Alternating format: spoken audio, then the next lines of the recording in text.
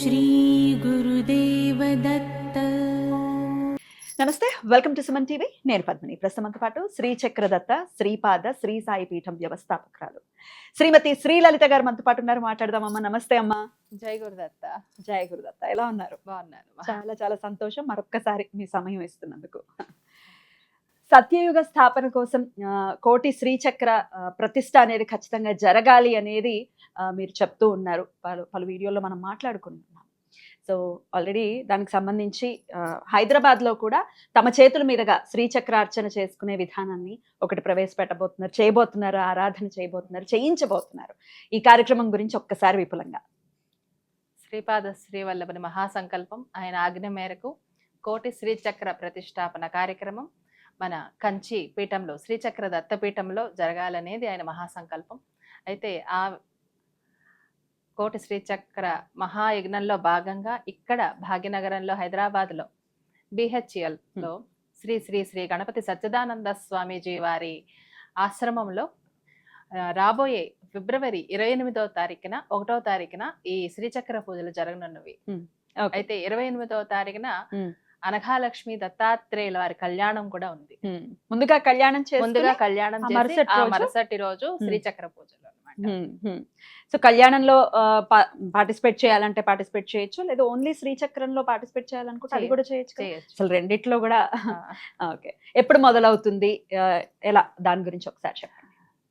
అనఘాదత్తుల వారి కళ్యాణం ఉదయం 10 గంటల నుంచి మొదలవుతుంది. 28వ తారీఖున ఫిబ్రవరి 28వ తారీఖున. ఆ తర్వాత అన్నప్రసాద వితరణ ఉంటుంది. ఎవరన్నా భక్తులు పాల్గొనాలి, వాళ్ళ చేతుల మీదుగా కళ్యాణం జరిపించాలనుకునే వాళ్ళు పాల్గొనవచ్చు. ఆ వెసులుబాటు ఉందా?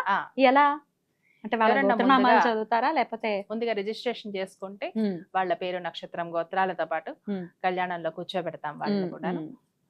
సామూహికంగా ఆ మరుసటి రోజు శ్రీచక్ర అర్చన జరుగుతుంది. శ్రీచక్ర పూజలు జరుగుతాయి అన్నమాట. ఈ పూజలు సామూహికంగా కూర్చోబెట్టి లలితా సహస్రనామ పారాయణలతో మేము శ్రీయంత్రం ఇస్తాం అందరికీ కూడా. వాళ్ళందరి చేత కూడా లలితా సహస్రనామాలతో పారాయణం చేయించి మహాసంకల్పంలో వాళ్ళందరి పేర్లు చెప్పి అక్కడ ఇవన్నీ తీసుకెళ్లి కంచి శ్రీచక్ర దత్తపీఠంలో ప్రతిష్టాపన కార్యక్రమం జరుగుతుంది.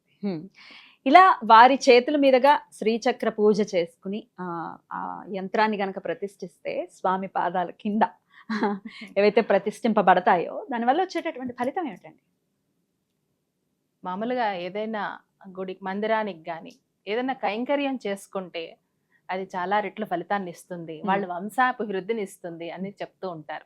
మన శ్రీపాద శ్రీవల్లభ చరితామృతంలోనే చూసినట్లయితే వాళ్ళ కర్మ ఫలితాన్ని కూడా అవి భస్మీపటనం చేస్తాయి. ఏదన్నా గుడులకు గాని విగ్రహాలకు గాని ఇలాంటి దత్తాత్రేయుల వారి కార్యక్రమంలో వాళ్ళు కైంకర్యం చేసుకున్నట్లయితే వాళ్ళ ఎన్నో జన్మల పాపాలు పటాపంచలు అవుతాయి.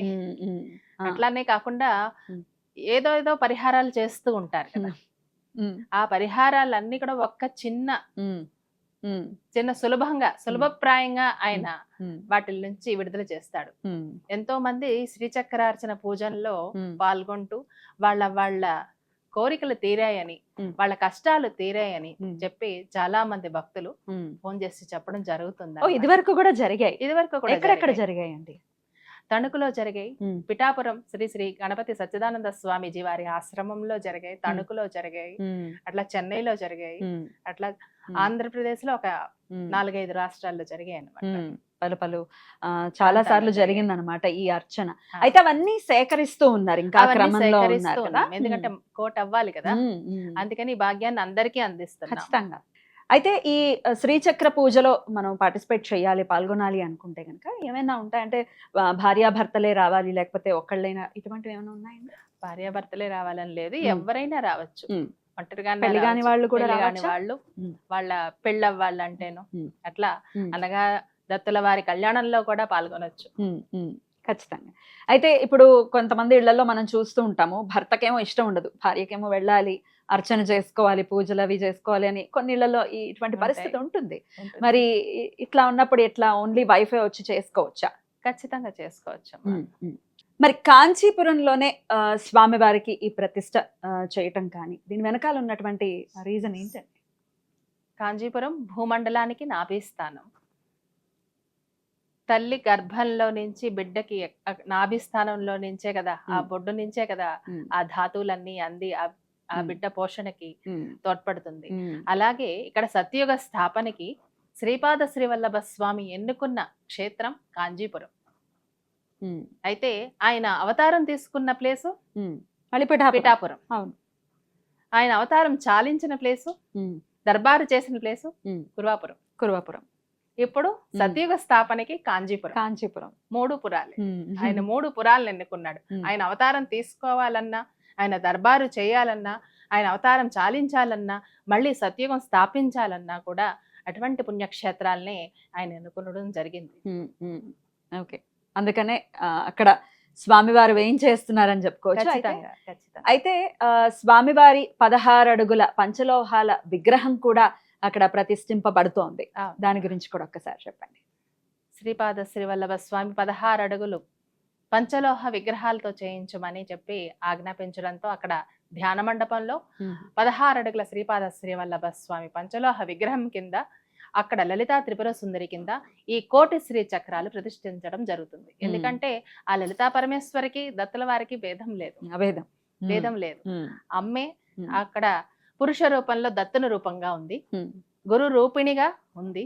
అక్కడ మళ్ళీ కాంచీపురంలో ఇప్పటి వరకు అమ్మనే చూస్తున్నాం మనం. ఇప్పుడు గురు రూపంలో దత్తాత్రేయుల వారిని చూస్తున్నాం. అది మన భాగ్యం. రాబోతున్నారు. కలవు శ్రీపాద శ్రీవల్లభ అంటారు కదా భవిష్యత్ పురాణంలో. కలవు శ్రీపాద శ్రీవల్లభ, భవిష్యత్తులో ఈ కలియుగానికి ప్రభువు దత్తప్రభు శ్రీపాద శ్రీవల్లభుడే అని చెప్తుంది. అద్భుతం. అమ్మ, శ్రీచక్ర పూజ అనేది మాట్లాడుకుంటే, శ్రీచక్రం అని అంటే లక్ష్మీదేవి, లక్ష్మీ కృప కోసం, లక్ష్మీ కటాక్షం కోసం శ్రీచక్రాన్ని అర్చించండి అని వింటూనే ఉంటాం. అయితే ఇక్కడ శ్రీచక్ర పూజ చేసినది మళ్ళీ స్వామివారి దగ్గరకు వెళ్తుంది, ఓకే. కానీ అమ్మో, మా చేతుల మీద మేము చేసాం కదా, మరి మా లక్ష్మి పరిస్థితి ఏమిటి అనే డౌట్ రావచ్చు. దీన్ని ఒకసారి చెప్పండి. మా లక్ష్మి ఏమైనా వెళ్ళిపోతుంది అక్కడికి వెళ్ళి స్వామి దగ్గరికి, అయినప్పటికీ డౌట్ వచ్చే వాళ్ళ కోసం ఆన్సర్. మహాలక్ష్మి, మహాసరస్వతి, మహాకాళి స్వరూపంలో ఉన్నది ఆ లలితా త్రిపుర సుందరి.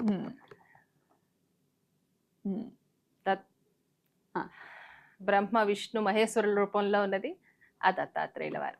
ఒక పక్క గురు, ఒక పక్క దైవం. అట్లాగే ఆయన ఎడం భాగంలో ఈ 3 శక్తులు ఉంటాయి, స్త్రీ శక్తులు ఉంటాయి. కుడి భాగంలో పురుష శక్తులు ఉంటాయి. అప్పుడు ఆ అమ్మవారిని, ఆ అయ్యవారిని కలిపి మనం కొలిచేటప్పుడు ఇంకా ఎంత అద్భుతమైన శక్తి దాంట్లో ఉంటుంది.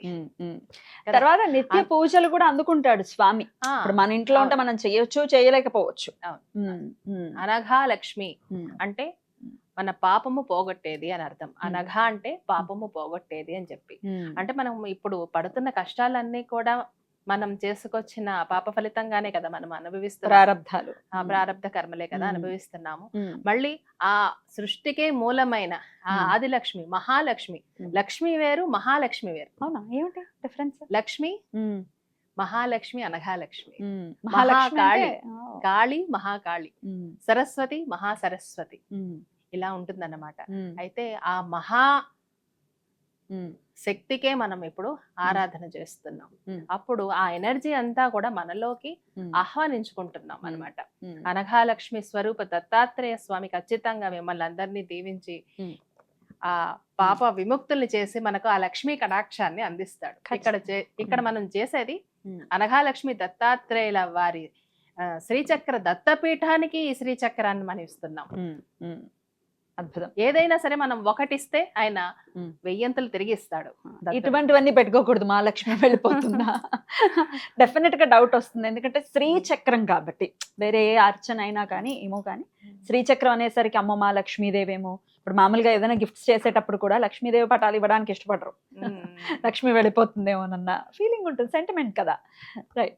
ఫిబ్రవరి 28వ తారీఖున అనఘాలక్ష్మి దత్తాత్రేయ స్వామి వారికి కూడా కళ్యాణాన్ని నిర్వహిస్తున్నారు. మరి ఇందులో అందరూ పాల్గొనొచ్చు అని కూడా చెప్తున్నారు. ఎటువంటి కామ్యార్థం ఇటువంటి కళ్యాణాల్లో మనం పాల్గొనొచ్చండి? అనఘాలక్ష్మి సమేత దత్తాత్రేయుల వారి కళ్యాణం చేయడం అంటేనే మహాభాగ్యం. మన తల్లిదండ్రులకి మనం కళ్యాణం చేసి సంతోషపడుతున్నాం. అటువంటి ఒక భాగ్యంలో మనం పాలు పంచుకుంటే మన పూర్వజన్మ పాపాలన్నీ పోతాయి. అట్లాగే కాకుండా మనకి ఎవరైనా కళ్యాణం కాలేదు, ఎవరికైనా చాలా బాధలు ఉన్నాయి, ఎవరికైనా ఉద్యోగాలు రాలేదు, ఇట్లా ఏ సమస్య అయినా భార్యాభర్తల సమస్యలు, ఇట్లాంటి సమస్యలతో బాధపడుతున్న వాళ్ళు ఆ కళ్యాణంలో వచ్చి కూర్చొని ఆ అమ్మవారికి అయ్యవారికి కళ్యాణం జరిపించి వారి అక్షింతలు తీసుకొని మనం ఆ ప్రసాదాన్ని స్వీకరించినట్లయితే ఖచ్చితంగా మనకి ఆ అనఘా లక్ష్మి దత్తాత్రేయుల వారి అనుగ్రహంతో అన్ని కోరికలు నెరవేరుతాయి. నియమాలు ఏమైనా ఉంటాయా ఈ కళ్యాణం అంటే సూతకంలో ఉన్న వాళ్ళు వచ్చి కళ్యాణంలో పాల్గొనొచ్చా? లేదు, సూతకంలో ఉన్న వాళ్ళు మట్టికి పాల్గొనకూడదు, మిగతా వాళ్ళు రావచ్చు. శ్రీచక్ర పూజ చూడొచ్చు, అందరూ వచ్చి చూడొచ్చు. ఆశ్రమంలో జరుగుతుంది కాబట్టి అందరూ వచ్చి చూడొచ్చు. అయితే 1వ తారీఖు శ్రీచక్ర పూజ జరుగుతుంది కదా, దాని సమయం ఎప్పుడు జరుగుతుంది, ఆ కార్యక్రమ విశేషాలు? ఆ కార్యక్రమం ఉదయం 10 గంటల నుంచి 12 గంటల వరకు జరుగుతుందమ్మా. 2 గంటలు 2 గంటల సేపు పారాయణం ఉంటుందా? లలితా సహస్రనామ పారాయణం ఉంటుంది. చదవడం రాని వాళ్ళ పరిస్థితి అంటే కూర్చోవచ్చు, వినొచ్చు. కుంకుమతో అర్చన చేయొచ్చు మీ శ్రీ యంత్రానికి. అయితే అక్కడ మీరే అందిస్తారా యంత్రాలు, లేకపోతే వీళ్ళు తెచ్చుకోవాల్సి ఉంటుందా ఏంటండి? లేదమ్మా, అందరికి ఒకే విధంగా ఉండేటట్టు అక్కడ శ్రీచక్రాలు మేమే తయారు చేస్తాము. అవి తెచ్చి అందరికి ఇస్తాం, పాల్గొన్న వాళ్ళ భక్తులందరికీ ఇస్తాము. వాళ్ళ పేరు, నక్షత్రం, గోత్రంతో వాళ్ళు ఆ శ్రీ యంత్రానికి పూజ చేసి వాళ్ళ స్వహస్తాలతో పూజ చేసి ఇస్తారు. అవి తీసుకెళ్లి అక్కడ కంచిలో ప్రతిష్టాపన చేయడం జరుగుతుంది. ఎప్పుడు ఉండొచ్చండి సుమారుగా ప్రతిష్టాపన? అలాగే విగ్రహ ప్రతిష్ఠ కూడా ఎప్పుడు ఉండొచ్చు? విగ్రహ ప్రతిష్ఠ, ఈ కోటి శ్రీచక్రాలు కూడా ఒక్కసారిగా అవ్వాలనేది ప్రయత్నం. అందుకే ఇట్లాగా సామూహికంగా చేయడం మొదలు పెట్టాము. ఎందుకంటే అందరూ కంచి వచ్చి చేస్తారా అంటే అందరికీ వీలు కాదు. అందుకనే దత్తాత్రేయుల వారి ఆజ్ఞ ప్రకారం ఎక్కడెక్కడ ఆయన చేయించుకోవాలనుకుంటున్నాడో, ఎవరికైతే ఆ భాగ్యం అందిస్తాడో వాళ్ళు వచ్చి చేసుకుంటారు. ఖచ్చితంగా వాళ్ళు వచ్చి చేసుకుంటారు. సుమారు ఎంత సమయం పట్టొచ్చు? ఇప్పుడు నుంచి 3 సంవత్సరాల లోపల ఈ కార్యక్రమం అంతా పూర్తి కావాలని ఆ దత్తాత్రేయుల వారి సంకల్పం. అయితే ఈ కోటి శ్రీచక్ర ప్రతిష్టాపన చేస్తేనే ఈ ప్రళయాలు ఆగుతాయని స్వామి చెప్పారు. మరి ఎంత తొందరగా చేస్తే అంత మంచిది కదా. దీంతో పాటు ఈ కోటి శ్రీచక్ర పూజతో పాటు దిగంబరా దిగంబర, శ్రీపాద వల్లభ దిగంబర, దిగంబరా దిగంబర, శ్రీచక్ర దత్తాత్రేయ దిగంబర, ఈ మంత్రాన్ని కూడా అందరికీ అందించమన్నారు. ఇప్పుడు రాబోయే ప్రళయాల నుంచి రక్షించబడడం కోసం మానవాళికి ఇది రక్షణ కవచం లాగా ఏర్పడుతుంది అనమాట. ఎక్కడైతే ఈ నామాన్ని జపిస్తూ ఉంటారో అక్కడ ప్రొటెక్షన్ ఏర్పడుతుంది, దత్తల వారు కాపాడుతారు. ప్రళయాలు ఇన్ ద సెన్స్ ఏదో సునామీలు వచ్చేయాలి, భూకంపాలు వచ్చేయాలని కాదు, జీవితం నిత్య ప్రళయం మయంగానే ఉంది. ప్రతి ఒక్కరికి మనం చూస్తే ఒకళ్ళకి ఆర్థిక పరమైన ఇబ్బంది ఉంది, ఒకళ్ళకి మానసిక అశాంతి ఉంది. ఇట్లా ఇవి కూడా స్వల్ప ప్రళయాలు, లేకపోతే చిన్న వాళ్ళ రేంజ్ కి తగ్గ ప్రళయాలని ఖచ్చితంగా చెప్పుకోవచ్చు. ఈ సమస్యల నుంచి కూడా బయటపడతారమ్మా ఖచ్చితంగా. ఎందుకంటే స్వామివారి ప్రతిష్టాపన కార్యక్రమం జరిగిన వెంటనే ఈ కరోనా అనే ప్రళయం వచ్చింది. స్వామివారు ఇక్కడ ప్రళయాల నుంచి రక్షించడానికి సత్యుగ స్థాపన కోసం శ్రీచక్ర దత్తాత్రేయుడిగా ప్రతిష్టాపన చేయమని ఆజ్ఞాపించడంతో అక్కడ కార్యక్రమాన్ని మొదలు పెట్టాం. కానీ ఎలా ప్రళయాలు వస్తే ఒక సునామీ, భూకంపాలు ఇవే మనకి తెలుసు, వరదలు ఇలాంటివి తెలుసు. కానీ ఎప్పుడు కూడా మనం కరోనా చూడలేదు. కానీ అక్కడ కుంభాభిషేకం జరిగిన వెంటనే ఈ కరోనా స్టార్ట్ అయింది. ఆ 40 రోజులు మండల పూజలు కూడా మేము కరోనాలోనే వెళ్లి చేస్తూ వచ్చి ఉంటాం. అంటే స్వామి ఇది రావడానికి ముందు అక్కడ ప్రతిష్ఠ జరిగింది. అంటే ఆయన మాట అంత ఖచ్చితంగా జరిగింది అక్కడ. అద్భుతం. ఇంకా జరుగుతుంది. ఇంకా అయితే దత్తుణ్ణి గనక పట్టుకుంటే చాలా మందిలో ఉండేటటువంటి సంశయం ఇది. ఆయనను గనక పట్టుకుంటే ఫస్ట్ వచ్చేది కష్టం ముందు వచ్చేస్తుంది. భయపడిపోతాం ఖచ్చితంగా. అమ్మ బాబోయ్ ఇప్పుడు మొదలు పెట్టాము, అసలు అంతదాకా ఎందుకు? గురుచరిత్ర పుస్తకం నేను కొనుక్కున్నాను, నాకు కాల్స్ వచ్చాయి. గురుచరిత్ర పుస్తకం మేము కొనుక్కున్నామండి, ఇంటికి వచ్చిందండి, మొదలైపోయాయి మాకు కష్టాలు, రకరకాలు ఇంకేవో చెప్తూ ఉంటారు లిస్ట్. ఎంతవరకు సమంజసం ఇట్లా బాధలు? అంటే అది బోధ చేయడానికే వచ్చాయి. దాని నుంచి బోధ నేర్పించడానికే నీకు ఆ కష్టాన్ని ఇప్పిస్తున్నాడు, లెసన్స్ లాగా. అవును, ఖచ్చితంగా. నీ బాధల్ని అంత సులభంగా కూడా ఆయన బయటపడేస్తున్నాడు ఆ బాధల ద్వారా. కానీ నమ్మటం కష్టం కదా. ఇప్పుడు బాధ వచ్చిందంటే భయం వేసేస్తుంది.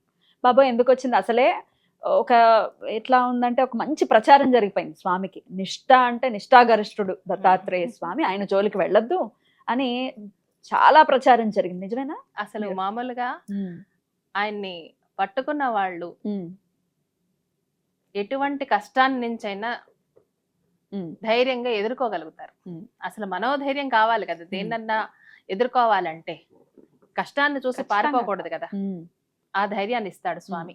కష్టపెట్టిన ధైర్యాన్ని మాత్రం ఇస్తాడు. కష్టపెట్టిన ధైర్యాన్ని ఇస్తాడు. ఉమ్. మిగతా చోట ఆ ధైర్యం అనేది మనకి కనబడదు. అధిగమించిన తర్వాత ఏదైనా సరే మనం ఎదుర్కోవాలి. పారిపోతే ఇంకేముంది, ఎన్నాళ్ళు పారిపోతాం. ఎన్నాళ్ళు పారిపోతాం. ఆ ధైర్యాన్ని అక్కడ ఇస్తాడు. దాని నుంచి బోధన ఇస్తాడు. అదే చెప్పాను, బాధ నుంచి బోధన ఇస్తాడు ఆయన. యోగ మార్గానికి, ముక్తి మార్గానికి ఎన్ని బాధలు వచ్చినా కూడా నువ్వు ధర్మాన్ని పట్టుకొని ఉంటావా, న్యాయాన్ని పట్టుకొని ఉంటావా, కిందకి జారిపోకుండా ఉంటావా అనేది పరీక్ష పెడతాడు. దత్తుడు పరీక్ష పెడతాడు, సందేహం లేదు. కానీ ఎందుకంటే యోగ మార్గానికి, ధర్మ మార్గానికి, ముక్తి మార్గానికి, జ్ఞాన మార్గానికి ఆయనే గురువు. నీకు మోక్షాన్ని ప్రసాదించడానికి వచ్చాడు ఆయన. అందరిలాగా అన్ని సామాన్య కోరికలు తీర్చుకుంటూ వెళ్ళడానికి ఆయన రాలే. నిన్ను జీవన్ముక్తురాల్ని చేయడానికి వచ్చాడు. అందుకని పరీక్షలు తప్పకుండా పెడతాడు. నీకు జ్ఞానాన్ని నేర్పిస్తాడు. తట్టుకొని నిలబడ్డం అనేది అలవర్చుకుంటే, లేకపోతే తట్టుకుని ఉంటే స్వామివారి అనుగ్రహం ఎలా ఉంటుందండి? ఆ తర్వాత ఎలా ఉంటుంది అనుగ్రహం? నిత్యం ఆనందమే ఆనందం. అదే జీవన్ముక్తి స్థాయి. సంతోషం వేరు, ఆనందం వేరు. సంతోషం వేరు, ఆనందం వేరు. ఇప్పుడు నీకు ఒక చాక్లెట్ ఇస్తే సంతోషపడతావు. ఆనందం అనేది నిత్యం ఉండేది, నిత్యం నూతనం. అది నిత్య నూతనం. నీకు ఒక్కొక్క రోజు ఒక్కొక్కలాగా ఉంటుంది ఆయన అనుభవం. అంత తీగా ఉంటాయి ఆయన అనుభవాలు. అది ఆనందం. అది పొందాలి, అది సాధించాలి అంటే ఖచ్చితంగా మనోనిబ్బరం అవసరం. చిన్న చిన్న కష్టానికి కదిలిపోకుండా, ఖచ్చితంగా కదిలిపోతారు. వాళ్ళ ఒక్కొక్కళ్ళు ఒక్కొక్కలా తీసుకోవచ్చు. కొంతమంది పెద్ద కష్టాన్ని కూడా చాలా సింపుల్ గా తీసుకుంటారు. కొంతమంది చిన్న కష్టాన్ని కూడా చాలా ఎక్కువగా భూతద్దంలో పెట్టి భయపడిపోతూ ఉంటారు. ఎండ్ ఆఫ్ ది డే ఆయన పాదాలని, ఇంతకీ అసలు ఆయన పాదాలను ఎలా పట్టుకోవాలండి? అది చెప్పండి. ఎలా పట్టుకోవాలి చెప్పండి. ఎలా పట్టుకోవాలి ఆయన పాదాలను? నమ్మకంతో. జై గురుదత్త. శ్రద్ధతో, భక్తితో, ప్రేమతో, నమ్మకంతో ఉన్నప్పుడు నిన్ను వదలడు.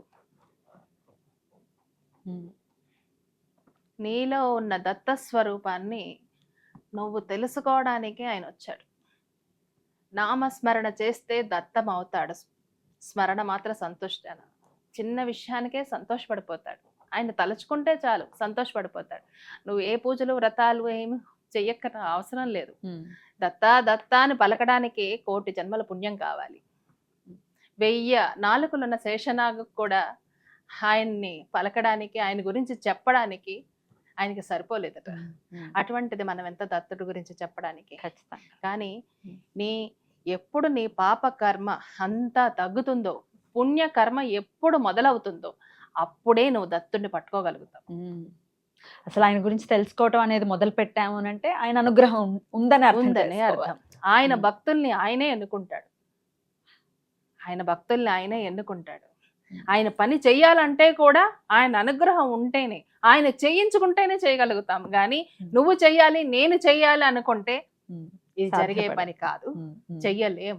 ఎప్పుడైతే నీలో ఉన్న అహంకారం, నేను అనే అహంకారం తొలగుతుందో అప్పుడే నువ్వు దత్తుడిని నిజంగా పట్టుకోగలుగుతావు.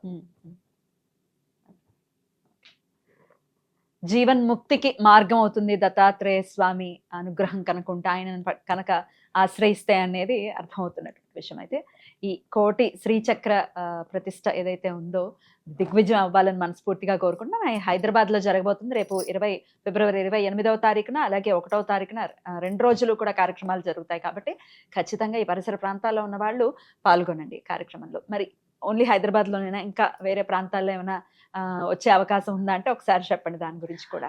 ఎక్కడ ముందుగా శ్రీ గణపతి సచ్చిదానంద స్వామీజీ వారికి కృతజ్ఞతలు చెప్పుకోవాలి. ఈ సందర్భంగా బాలస్వామి వారికి కూడా కృతజ్ఞతలు చెప్పుకుంటున్నాను. ఎందుకంటే ఇక్కడ జరిగే కార్యక్రమం వారికి తెలుసు, ప్రతి కార్యక్రమం కూడా తెలుసు. అలాగే పోయిన సంవత్సరం పిఠాపురంలో మనకి అవకాశం ఇచ్చారు, వారి ఆశ్రమంలో. అలాగే అక్కడ ఘనంగా జరిగాయి. అట్లాగే ఇప్పుడు కూడా వారి ఆశ్రమంలోనే జరుగుతున్నాయి, వారి దివ్య ఆశీస్సులతో. కనుక అందరూ వచ్చే దత్త స్వరూపాలుగా మారాలి. అందరూ ఈ దత్తుణ్ణి వదలకుండా పట్టుకొని ఆయన గురించి తెలుసుకొని తత్వంలో మునగాలి అనేది మీ ఆకాంక్ష. ఖచ్చితంగా. ఇంకా ఏమైనా ప్రాంతాల్లో అంటే వైజాగ్ లో కానీ విజయవాడలో కానీ తప్పకుండా ఇక ముందు కూడా ముందు ఉంటాయి. ముందు చాలా ముందు. చోట్ల జరగబోతున్నాయి, జరుగుతాయి. జరిగినప్పుడు అందరికీ తెలియజేస్తాం. ఖచ్చితంగా తెలియజేస్తాం. మరి ఇప్పుడైతే హైదరాబాద్ లో జరుగుతోంది కాబట్టి ప్రతి ఒక్కరూ వినియోగించుకోవాల్సిందిగా మనవి చేస్తున్నాం. చాలా చాలా కృతజ్ఞతలండి. కార్యక్రమానికి సంబంధించిన వివరాలని మాకు అందించడం, అంటే ఇక్కడికి వచ్చారు బట్ చెప్పమంటే దాని గురించి కూడా తెలియజేశారు. అలాగే మన ఛానల్లో లైవ్ కూడా ఉంటుంది 28వ తారీఖు, అలాగే 1వ తారీఖు లైవ్ కూడా ఉంటుంది కాబట్టి ఖచ్చితంగా వీక్షించండి. చాలా కృతజ్ఞతలమ్మా. నమస్తే. జై గురుదత్త. జయ గురుదత్త.